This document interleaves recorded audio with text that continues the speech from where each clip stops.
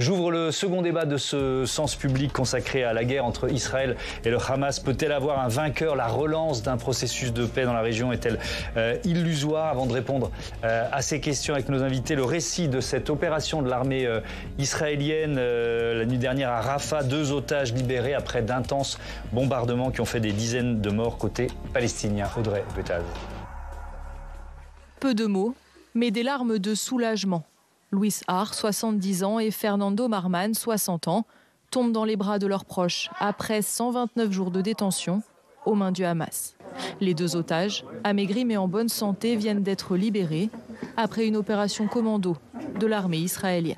La nouvelle de la libération de 2 otages est sans aucun doute, je dirais, la première bonne nouvelle, je dirais, depuis le déclenchement de l'opération. À ce jour, à part le cas d'une soldate tout au début, c'était vraiment tout au début du conflit, donc fin octobre, toutes les tentatives par l'armée israélienne de récupérer des otages vivants n'ont jamais été couronnées de succès. Et pour libérer ces otages, l'armée israélienne a frappé fort, au cœur de la nuit, en pilonnant la ville de Rafah, au sud de la bande de Gaza. D'après le Hamas, une centaine de Palestiniens auraient été tués. Au réveil, certains décrivent l'enfer. Nous n'avons pas compris ce qu'il s'est passé. La maison s'est effondrée sur la tête de ses occupants. Il y avait environ 40 à 50 personnes déplacées, des enfants et des personnes âgées. Toutes sont mortes. Benyamin Netanyahou, le Premier ministre israélien, a déjà prévenu. Ce ne sera pas la dernière offensive sur Rafah. D'autres plus massives sont attendues. Il compte toucher le Hamas dans ses derniers bastions et accentuer la pression militaire pour tenter de libérer les 132 otages encore retenus. Oui, mais voilà, Rafah est aussi le dernier refuge pour plus d'1,5 million de Palestiniens coincés à la frontière avec l'Égypte. Les États-Unis demandent un corridor humanitaire. La population de Rafah aujourd'hui, donc un peu plus d'1,5 million de personnes, dont la quasi-totalité de réfugiés de ces dernières semaines, doit remonter au nord. À l'est, c'est Israël. Au sud, c'est l'Égypte, avec la frontière totalement et hermétiquement fermée, ce qui pose d'ailleurs problème, entre parenthèses. Et à l'ouest, c'est la mer. Donc de toute façon, ces gens-là, pour une bonne partie d'entre eux, vont être poussés à remonter au centre et au nord. La difficulté, c'est pas tant le corridor humanitaire, c'est la possibilité de se ravitailler et de se loger alors que environ la moitié des habitations et des infrastructures du centre et du nord ont été détruites. De son côté, le Quai d'Orsay fustige une opération qui créerait une situation humanitaire catastrophique et injustifiable. Israël peut-elle gagner cette guerre contre le Hamas? La solution à 2 États est-elle encore possible? On en débat tout de suite avec Sami Cohen. Bonsoir. Bonsoir. Bienvenue. Vous êtes directeur de recherche émérite au Centre de recherche internationale de Sciences Po et auteur de Tsahal à l'épreuve du terrorisme, publié aux éditions du Seuil. Ariane Bonzon, bonsoir. Bonsoir. Bienvenue à vous. Vous êtes journaliste, ancienne correspondante en Israël et en Turquie. Jean-Pierre Filiu, bonsoir et bienvenue. Professeur des universités en histoire du Moyen-Orient contemporain à Sciences Po Paris, et vous venez de publier Comment la Palestine fut perdue et pourquoi Israël n'a pas gagné. C'est aux éditions du Seuil. J'accueille également en duplex Éléonore Veil, qui est journaliste indépendante. Bonsoir. Vous avez notamment travaillé pour le quotidien Haaretz, et Émilie Zapalski, éditorialiste pour Sens Public, qui est restée à mes côtés. On va parler d'actualité, mais évidemment en prendre beaucoup de recul dans ce débat. Mais je commence par cette opération de Tsahal à Rafah, Sami Cohen. Pourquoi Benyamin Netanyahou a-t-il ordonné cette offensive? Est-ce qu'il y avait l'objectif de libérer des otages ou pas forcément? C'est plus que libérer les otages. L'objectif depuis le début, c'était à la fois libérer les otages et vaincre le Hamas et détruire le Hamas. Ouais. Dans quel ordre on se pose la question, quoi. Mais il n'y a pas d'ordre. Ouais. Il n'y a pas d'ordre. C'est très compliqué de toute façon de mener les deux. C'est quasiment impossible. C'est vraiment la quadrature du cercle. Maintenant, à Rafah, compte tenu du fait que le territoire de la ville de Gaza est à peu près contrôlé, les forces du Hamas se sont retirées quelque part, on imagine, dans Rafah, si ce n'est ailleurs.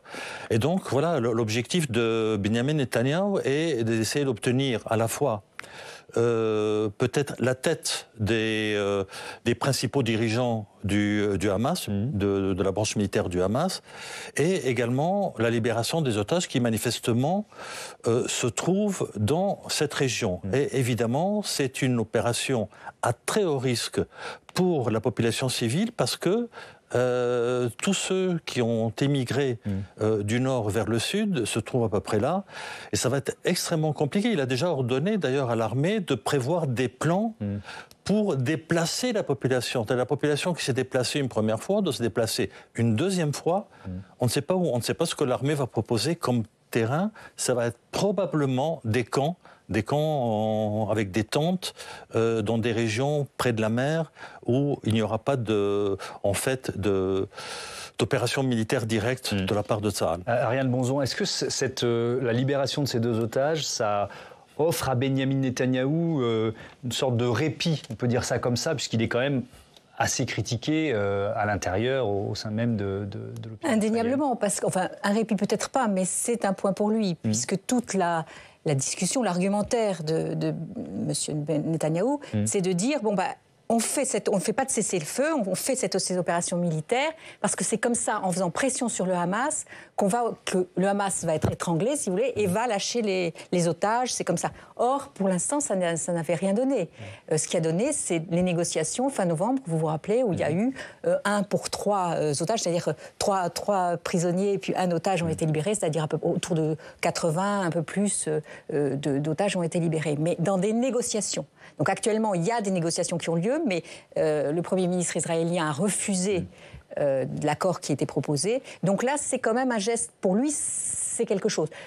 En fait, le couronnement, ça serait si effectivement, comme vous le dites, il pouvait avoir la tête de l'encadrement militaire du Hamas. C'est ça qu'il cherche. Et avec la question, est-ce possible? Mais ça, on en parlera ensemble. Est-ce que cet objectif militaire est réaliste? Jean-Pierre Filiu, je voudrais qu'on parle de Tsahal, peut-être avec vous, ce que symbolise Tsahal au sein de la société israélienne, et peut-être comment l'armée israélienne est perçue depuis le 7 octobre. Est-ce que ça l'a affaibli, renforcé aux yeux des Israéliens? Parce qu'il y a eu beaucoup de critiques sur les services secrets, sur les services de renseignement.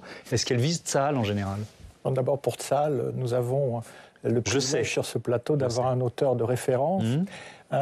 Tsahal, la crédibilité de Tsahal s'est effondrée en même temps que la crédibilité des autres. Il n'y a pas eu qu'une faille de renseignement. Il y a quand même eu de longues heures pendant lesquelles l'armée israélienne a abandonné, pour des raisons que nous connaîtrons évidemment un jour, quand il y aura la fameuse commission d'enquête que Netanyahou, évidemment, souhaite la plus tard possible. Mais il y a eu défaillance opérationnelle tragique, totale, historique. Donc, évidemment, maintenant, on reprend le dessus avec cette espèce d'exaltation combative. Mais faut savoir qu'il y a eu plus de 300 soldats israéliens qui ont été tués le 7 octobre, c'est-à-dire beaucoup plus en une journée que durant ces plus de 4 mois de guerre impitoyable sur Gaza. Mais excusez-moi quand même de parler de la population de Rafah. Parce que j'avais prévu d'en parler, évidemment. Ça, c'est mais vous pouvez en dire un mot, allez. Le sujet qui me paraît fondamental. On est face... la catastrophe humanitaire, elle est là. On est dans des situations infrahumaines, de famine, d'absence de tout système de santé, de tout soutien médical. Voilà, avec une telle densité de population, l'idée qui a quand même pas vraiment été prouvée au cours des 4 derniers mois qu'on pourrait mener ce type d'opération en épargnant la population civile, à Rafah, c'est tout simplement une impossibilité pratique. Le procureur de la Cour pénale internationale, c'est l'une des informations de cette fin d'après-midi de lundi, s'est inquiété d'une possible offensive de l'armée israélienne à Rafah, prévenant que ceux qui violent les lois internationales seront poursuivis. Voilà les mots du procureur de la Cour pénale internationale. On reparlera, j'ai prévu évidemment un chapitre sur la situation à Rafah, la situation de la population palestinienne et les nombreuses victimes. Mais je voudrais qu'on reste sur la question des otages dans cette première partie de notre débat. Donc 2 otages israéliens qui ont été libérés, Fernando Simon Marman qui a 60 ans, Louis Har 70 ans. Ils ont retrouvé leur famille vous voyez les images à l'hôpital Sheba près de Tel Aviv. Je vous propose une réaction, celle de la nièce de Fernando Simon Marman. Ils vont bien. Ils marchent, ils sont un peu minces, plus minces que lorsqu'ils ont été pris en otage, un peu blancs aussi. C'était très émouvant de les voir, de les serrer dans mes bras, de les sentir, c'est presque irréel. Mon oncle a demandé des nouvelles de ma fille qui fêtait son 2e anniversaire le 6 octobre et à qui il avait offert une petite bicyclette. Maintenant qu'elle est un peu plus grande, elle va avec ce vélo qu'il lui a offert. Eleanor Weiss, je me tourne vers vous une première fois. Comment cette opération militaire à Rafah, elle est commentée, accueillie par la population israélienne aujourd'hui? Bonsoir, oui, alors c'est en effet une victoire auquel tous les Israéliens, que tous les Israéliens espéraient depuis des mois. Cette opération qui a eu comme conclusion le sauvetage de ces 2 otages israéliens. Mais les Israéliens ne sont pas naïfs. Ils savent très bien que ce genre d'opération est très complexe, très rare, et que cela ne veut pas dire que ça ouvre la porte à d'autres opérations de ce genre et d'autres succès. Certains pouvaient s'imaginer qu'à l'image des opérations d'Entebbe, on pourrait voir l'armée israélienne revenir en vainquant le Hamas avec 134 otages. Tout le monde sait ici en Israël que ce n'est pas le cas et que sans accord diplomatique, il y a très peu de chances pour qu'on puisse revoir les otages restants. On parle de 134 otages, mais on lisait la semaine dernière, on apprenait la semaine dernière que au moins 30 d'entre eux avaient perdu la vie. Donc oui, il y a un certain sentiment de joie, mais extrêmement mesuré aujourd'hui en Israël. Alors, vous l'avez évoqué, ce sont des bombardements massifs qui ont frappé Rafah et les habitants de Rafah cette nuit. Écoutez, cet homme, il parle d'un enfer qui s'est ouvert sur les civils. Vers minuit, nous avons entendu le bruit de fortes explosions, comme si l'enfer s'était ouvert sur les civils. Regardez ce qu'il s'est passé. Les Israéliens prétendent avoir libéré des otages à cet endroit, mais nous ne savons pas ce qui s'est passé. Nous dormions dans nos maisons et nous ne savons rien. Nous avons entendu le bruit des hélicoptères qui tiraient. Ils ont tué des civils qui n'appartenaient à aucune organisation et n'avaient rien à voir avec quoi que ce soit. Et le ministère de la Santé du Hamas parle d'environ 100 morts dans l'opération de cette nuit. On le sait, ces chiffres sont difficiles, voire impossibles à vérifier. Sami Cohen, le titre de votre livre, je le rappelle, c'est « Le Tsahal à l'épreuve du terrorisme ». Dans un conflit comme celui-là, on parle souvent de lignes rouges à ne pas dépasser. On voit le procureur de la Cour pénale internationale qui pose la question des conséquences de ce qui se passe en ce moment à Rafah. Comment l'armée israélienne peut mener cette guerre en limitant, puisque c'est ce qu'ils nous disent, le nombre de victimes civiles? Écoutez, je voudrais revenir, si vous permettez, à la première question que vous avez posée. Oui. En fait, comment l'opinion publique israélienne perçoit-elle Tsahal? En fait, il y a eu un sondage très vite, début novembre, et qui montrait que, en fait, la société israélienne n'en voulait pas à l'armée, malgré le fait qu'elle avait failli le 7 octobre. L'armée gardait un taux de soutien de à peu près 80%, alors que les opinions concernant le gouvernement Netanyahou avaient chuté. C'est assez intéressant. Oui, c'est intéressant. Il y a un deuxième point à souligner, c'est que la société israélienne soutient massivement Tsahal dans ses opérations. Il n'y a pas de débat sur les objectifs en Israël. Ça n'existe pas dans la société israélienne. C'est carte blanche, allez-y, faites ce que vous voulez, débarrassez-nous du Hamas. C'est ça, en fait, l'opinion dominante. Très majoritairement. Majoritairement, c'est ça. Il y a quelques voix dissonantes, bien entendu, qui sont un peu plus calmes, un peu plus raisonnées, mais la majorité, c'est ça. Je vais vous donner des exemples très précis. Alors, pour en venir à votre question sur la capacité, en fait, finalement, à remplir les objectifs stratégiques donnés par Benyamin Netanyahou en faisant le moins de morts civiles possible. Écoutez, l'armée a quand même essayé de faire elle a pris un certain nombre de décisions, notamment l'évacuation des civils de la bande de Gaza vers le sud. C'était une façon de dire, écoutez, maintenant nous allons attaquer, si vous restez, vous prenez un risque. Le problème, c'est que tout le monde ne peut pas partir. Et ceux qui sont restés, c'était à leur risque et péril. Il faut dire une chose, c'est que lorsqu'on examine les opérations de Tzahal pendant toute l'histoire des guerres d'Israël, depuis 1948 jusqu'à aujourd'hui, Tzahal a toujours répliqué de manière extrêmement agressive à toute opération terroriste. On l'a vu pendant la deuxième intifada, on l'a vu même pendant les années 50, on l'a vu pendant Plan Durci, on l'a vu pendant Bordure protectrice. C'est toujours les mêmes schémas qui consistent à dire, attention, si vous nous avez attaqué, c'est que la dissuasion militaire ne fonctionne pas, et il faut la rétablir. Comment on la rétablit ? En frappant très fort. Et il y a un deuxième élément qui est très important pour l'armée. Au fur et à mesure que l'armée pénètre avec des forces terrestres, il faut protéger les soldats. Comment on protège les soldats quand il y a un sniper qui tire d'un immeuble ou un groupe de terroristes qui envoie un obus? Eh bien, ce qu'on fait, on appelle l'artillerie, on appelle l'aviation à détruire l'immeuble. C'est une façon de dire au Hamas et la population israélienne d'ailleurs, nous protégeons nos soldats.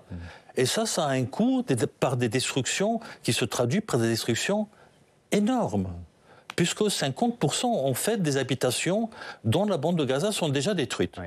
Ariane Bonzon, cette réaction du procureur de la Cour pénale internationale, la perspective d'une procédure, comment on peut l'analyser? Alors juste, moi, ce que vous dites, c'est ce que toujours je reviens d'Israël, et ce que j'ai beaucoup entendu, c'est-à-dire qu'on leur dit, mais quand même, non seulement ces massacres, ces destructions, la moitié de la bande de Gaza est détruite, comment vous l'expliquez?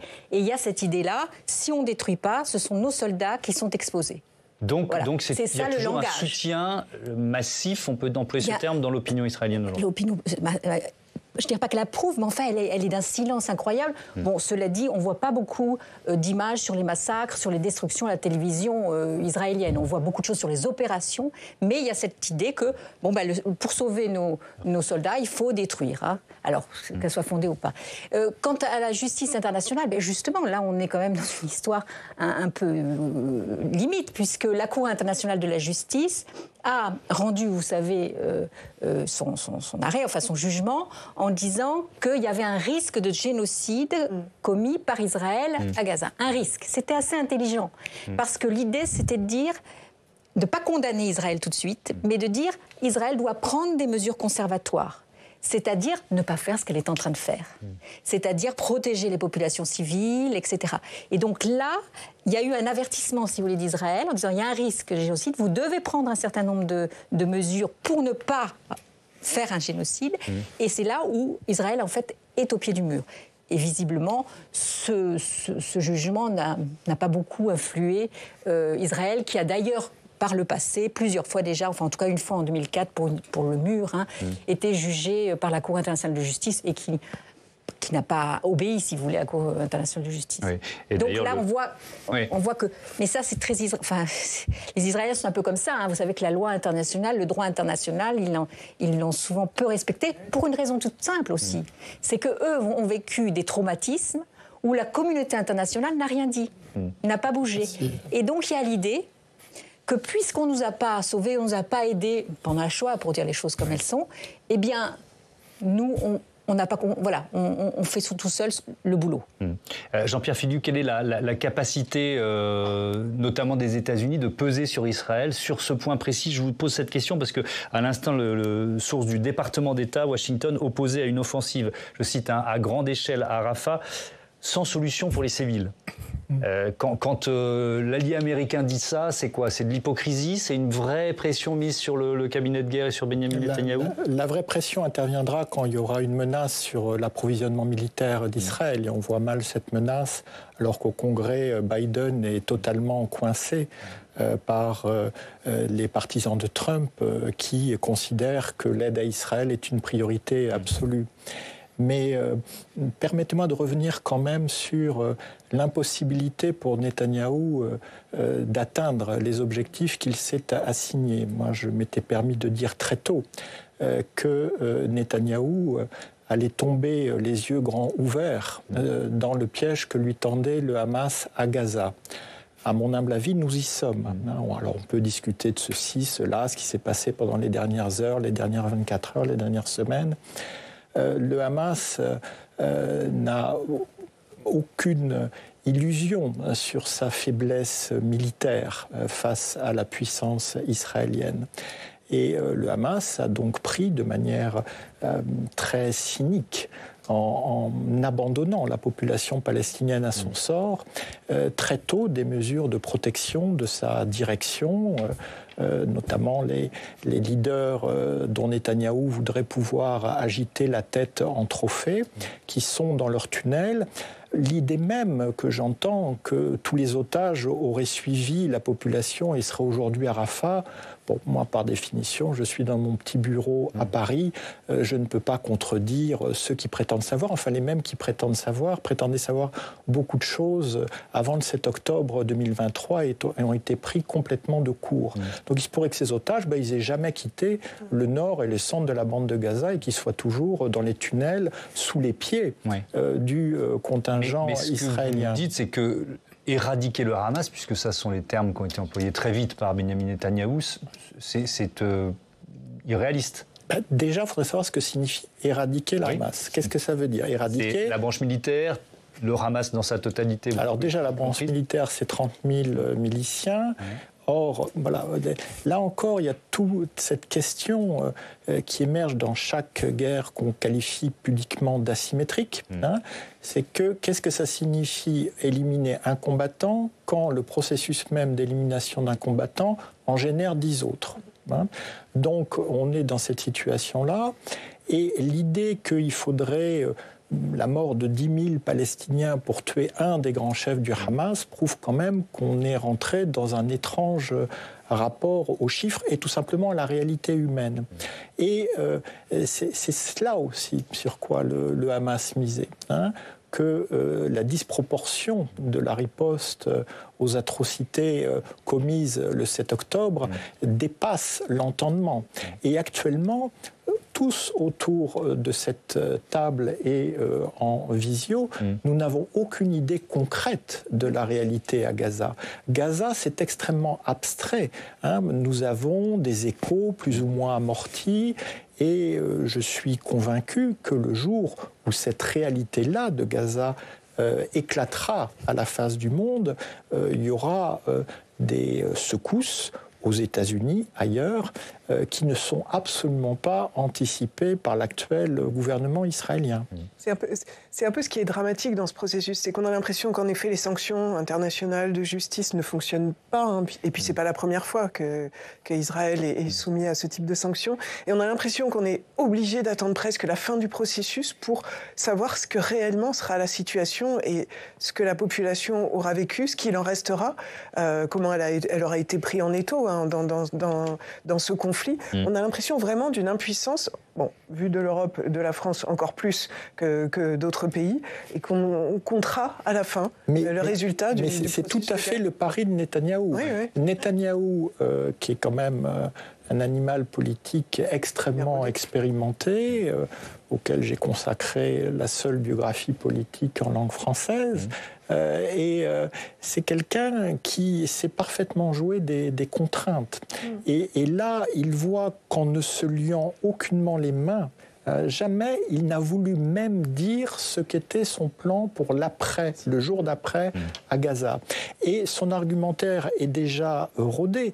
Il pourra dire que tout ce qui a marché, c'est grâce à lui et à la glorieuse armée israélienne, et tout ce qu'il n'a pas pu obtenir, c'est à cause des méchants américains qui l'auront bridé avant qu'il ait obtenu la victoire totale dont il bassine sa population. Alors, il y a Éléonore Veil qui voudrait prendre la parole. Je vous pose une question tout de suite, Éléonore, mais je vous propose d'abord un témoignage, parce que j'aimerais bien vous entendre sur justement cette stratégie du cabinet de guerre et de Benyamin Netanyahou, comment elle est perçue, reçue par une partie de l'opinion israélienne. Un témoignage, parce qu'il y a eu, on le sait, il y avait beaucoup de manifestations contre Netanyahou avant le 7 octobre, notamment sur sa réforme de la justice.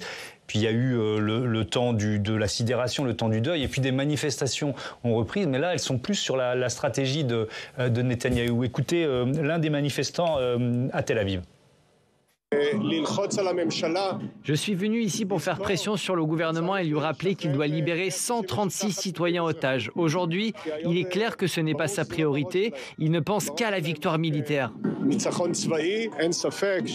Il est clair que Netanyahou fait traîner la guerre en longueur. Il n'a aucune idée de ce qu'il faut faire le lendemain. Il se contente de dire non, non, et des mots vides de sens et n'a pas d'autre solution que la solution militaire. Eleonore Weiss, ces propos, ils sont encore très minoritaires dans la société israélienne, ou alors il y a quand même une critique de la stratégie de Netanyahou? Ah non, ils sont plutôt même, j'ai envie de dire, majoritaires. Netanyahou n'a jamais été aussi bas dans les sondages. Je voudrais juste revenir sur ce que disait M. Filius sur les otages.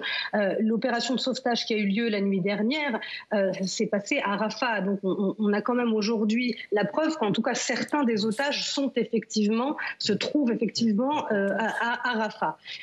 Cela étant dit, il y a eu ces dernières semaines, ces derniers mois, même depuis le début de la guerre, une cassure très très réelle et très forte entre Netanyahou et l'armée. Et entre l'armée, non seulement l'armée régulière, mais aussi les milliers de réservistes qui ont été rappelés et qui, pour la plupart, en tout cas pour une grande partie d'entre eux, manifestaient aux côtés d'autres personnes contre Netanyahou les mois qui ont précédé le 7 octobre. Donc aujourd'hui, ce qui est clair, c'est effectivement la stratégie de Netanyahou, c'est d'essayer de sortir gagnant avec des phrases de victoire comme la destruction totale du Hamas, la victoire militaire. Mais aujourd'hui, les Israéliens ne font plus confiance en Netanyahou. Ils font confiance à leur armée, c'est vrai. Il y a une sorte de carte blanche à l'armée, mais pas à celui qui dirige l'armée et qui est quand même le Premier ministre israélien. Il y a même au sein du cabinet de guerre, c'est ça qui est très intéressant, des divisions idéologiques, des divisions stratégiques très fortes entre, d'une part, Netanyahou et la partie la plus à droite, d'extrême droite du gouvernement, et Benny Gantz et Gadi Eisenkot qui étaient dans l'opposition, mais qui se sont joints à ce cabinet de guerre à partir du 7 octobre. Et là encore, c'est extrêmement complexe, mais il faut comprendre que l'opinion publique israélienne, bien qu'elle veuille à tout prix assurer la sécurité d'Israël et qu'un 7 octobre ne puisse jamais se reproduire, la libération des otages, elle est quand même aujourd'hui pour beaucoup une priorité, bien plus que la destruction du Hamas, qui semble aujourd'hui pour beaucoup une sorte d'objectif un peu vide, et on comprend bien que c'est difficilement réalisable, comme l'avait énoncé, de la manière dont l'avait énoncé Netanyahou au début de la guerre. Je reprends la main justement sur cette question de la libération des otages. Est-ce qu'une nouvelle trêve est possible? D'abord, quelques chiffres donnés par le porte-parole de l'armée israélienne, 134 personnes toujours en otage à Gaza, 29 d'entre elles seraient, on est au conditionnel évidemment, décédées. Et puis un témoignage, la famille de l'un des otages libérés par l'armée israélienne la nuit dernière, elle réclame un accord rapide pour celles et ceux qui restent prisonniers du Hamas. Écoutez. Nous sommes au courant des discussions au Caire, à Paris et ailleurs entre le Hamas, entre les Israéliens, avec les médiateurs. S'il vous plaît, soyez sérieux et concluez un accord. Le peuple israélien a besoin que cet accord soit conclu. Pas hier, pas demain, aujourd'hui. Nous voulons qu'il soit conclu le plus rapidement possible. Pour nous donner un peu de souffle, nous devons respirer un peu. Et j'accueille Steve Jourdain sur ce plateau. Rebonsoir Steve, on en est où de cet accord? Alors c'est des négociations qui sont indirectes. Il n'y a pas de table autour de laquelle on retrouve le Premier ministre israélien et le chef du Hamas. Tout se joue actuellement à l'étranger et les négociations entrent dans une phase critique. Demain, mardi, l'homme qu'on va voir va se rendre au Caire. C'est le patron de la CIA, William Burns. Il est dépêché tout spécialement par Joe Biden pour superviser les discussions entre l'Égypte et le Qatar, deux pays médiateurs dans cette crise. C'est une réunion qui interviendra après un échange entre Joe Biden et Benjamin Netanyahou qui se sont parlé par téléphone ce dimanche. À l'issue de la conversation, un haut responsable de l'administration Biden a déclaré que les choses avançaient significativement.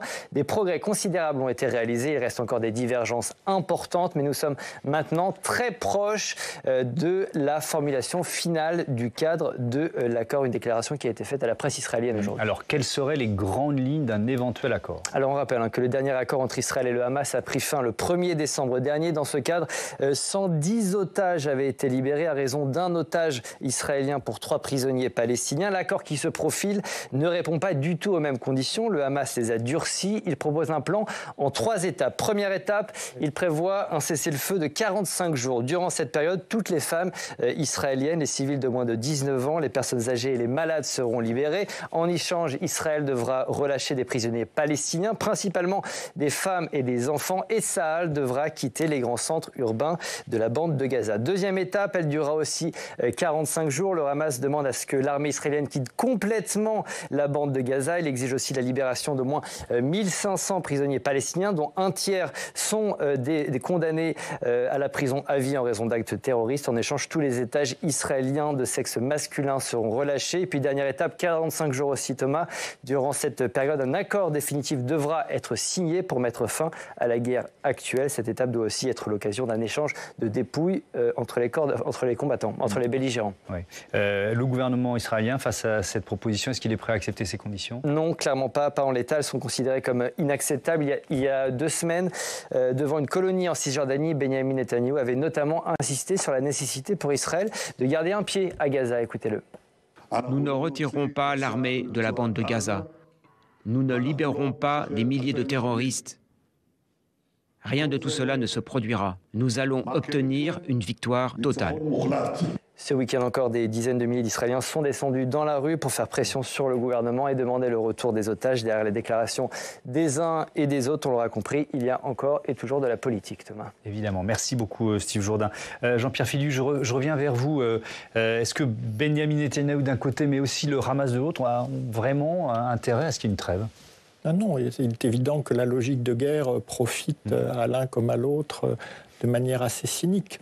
C'est pourquoi, dans ce conflit qui est le pire, qui ait jamais opposé les peuples israéliens et palestiniens, dans la douleur du 7 octobre 2023 pour la population israélienne, dans les pertes qui dépassent tout précédent à Gaza, pour une population palestinienne qui va pourtant de tragédie en tragédie, il faut sortir par le haut. Il faut sortir par le haut, la solution à 2 États. Et on voit bien qu'effectivement, les 2 protagonistes que vous mentionnez n'y sont pas spontanément favorables. Mais il y a encore des messagers de paix des 2 côtés. Mais la question n'est pas est-ce qu'il y a des messagers de paix, combien sont-ils, quel est le pourcentage dans les sondages. Excusez-moi, c'est quand même l'historien qui se permet de dire, c'est ça ou une spirale destructrice qui deviendra très vite autodestructrice pour les 2 peuples. Il faut voir que la solution à 2 États, c'est pourquoi mon livre s'appelle « Comment la Palestine fut perdue et pourquoi Israël n'a pas gagné ». Israël est dans un rapport de force écrasant.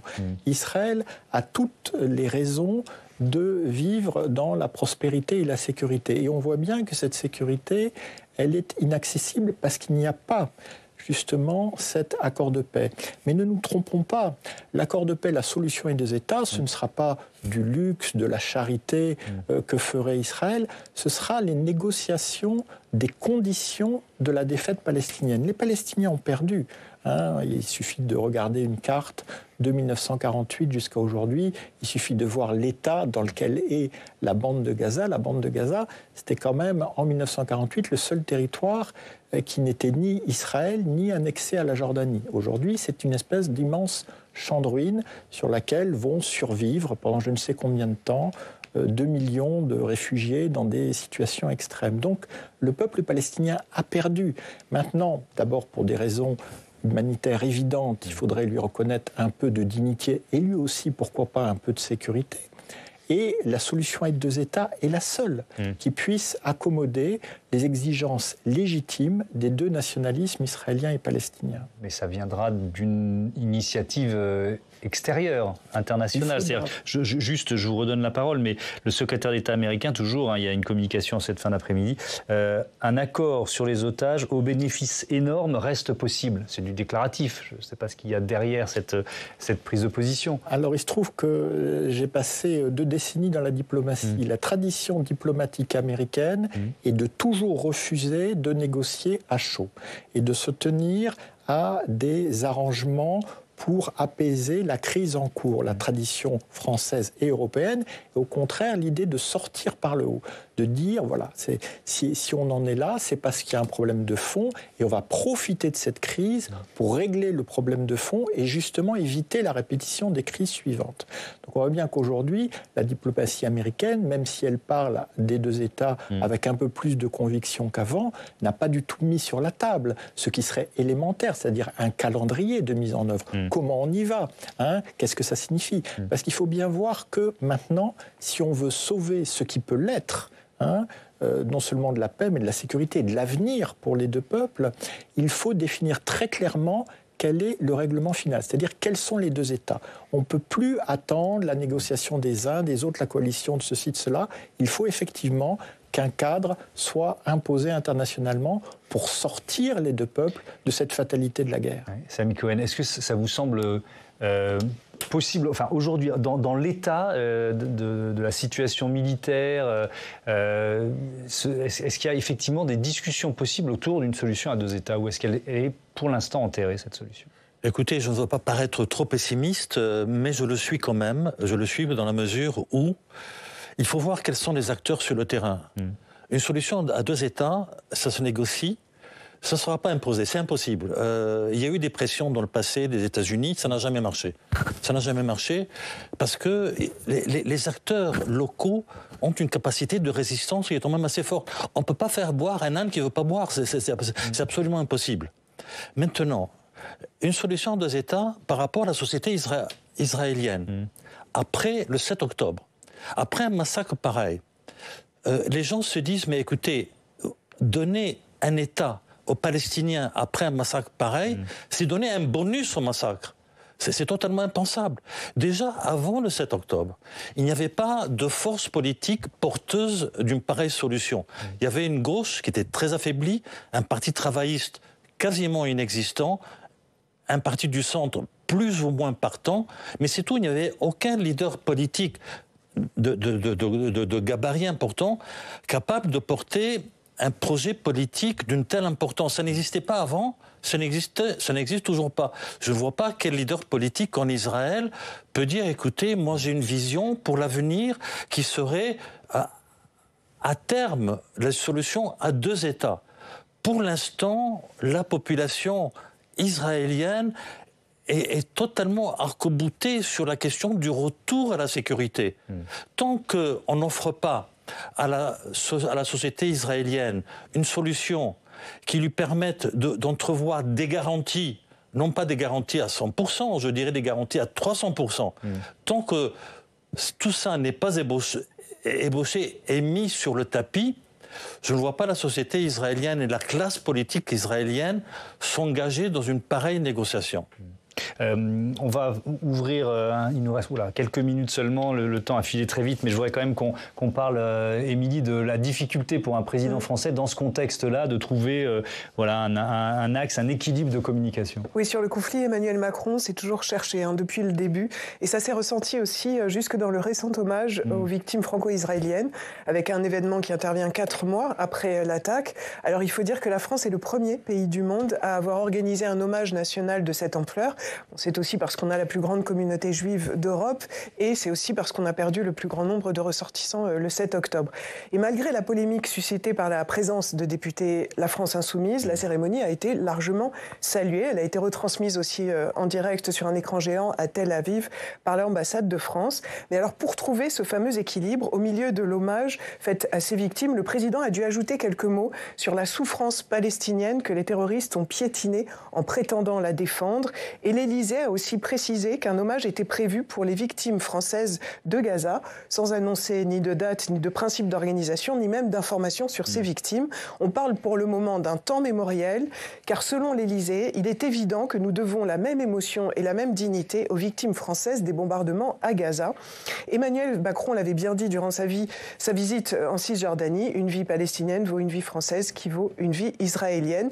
Mais on entend déjà les critiques, ce serait une honte pour la France France qui céderait aux lois du Hamas, a ainsi affirmé le président de l'association 7 octobre 2023 Vie brisée, qui représente les victimes côté franco-israélien.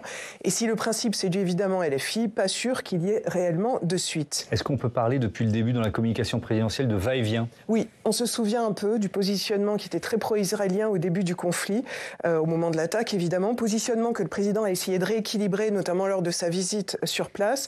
Même chose aussi dans ses déclarations à la presse, notamment au moment de la manifestation en France contre l'antisémitisme. D'un côté, il publiait une lettre aux Parisiens où il apportait son soutien au défilé, mais il n'y participait pas pour pas se montrer trop pro-israélien. Quelques jours avant, sur la BBC, il exhortait Israël à cesser les bombardements tuant des civils à Gaza, tout en rassurant quelques heures plus tard le président israélien en lui disant bien sûr, il ne s'agit pas d'accusations. Finalement, c'est peut-être sur le dossier de l'aide humanitaire que le président français arrive le plus à avancer, à se trouver une place sans risquer justement le déséquilibre.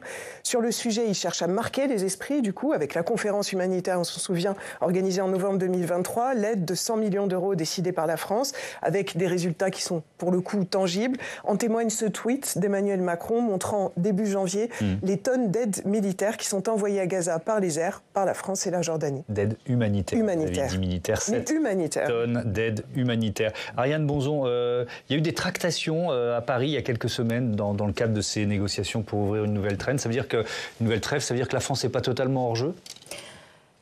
Je dirais que ce qui est important, c'est l'Europe en vérité. Oui. La France, c'est vrai qu'on fait... Mais l'Europe apparaît tout à fait divisée sur cette histoire-là. Et c'est ça qui est dramatique. L'Europe est quand même quasiment le premier bailleur de fonds à Gaza, dans les territoires palestiniens. Et elle apparaît divisée, elle ne s'accorde pas à l'Assemblée générale des Nations Unies pour appeler un cessez-le-feu. Et je crois que c'est ça serait, en fait, le grand combat de Emmanuel Macron, ça serait ça plutôt, c'est-à-dire d'arriver à souder l'Europe et avoir une réponse commune.